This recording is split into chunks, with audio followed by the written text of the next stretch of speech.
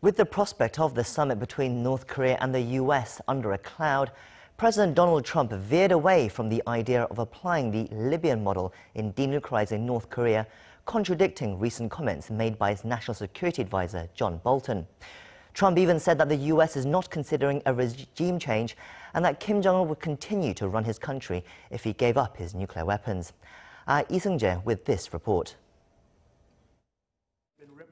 U.S. President Donald Trump has rolled out the so-called Libya model for dismantling North Korea's nuclear weapons program, instead offering strong security guarantees to Pyongyang in return for its denuclearization.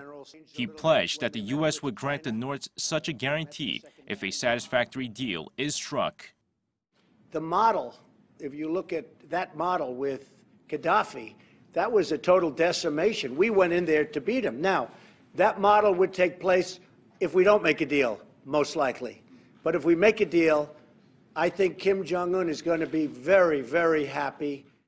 The Libyan model, which has been pushed on U.S. news networks by President Trump's national security advisor, John Bolton, calls for a quick dismantlement of North Korea's nuclear program with no guarantee of benefits to the regime in the process.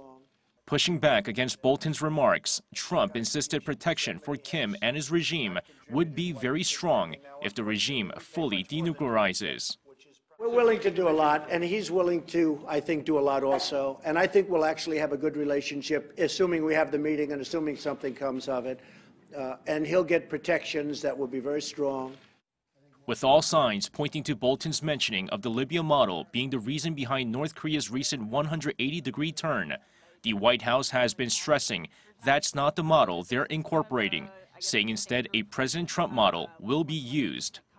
Will Trump's security guarantee be enough to ensure North Korea falls back in line?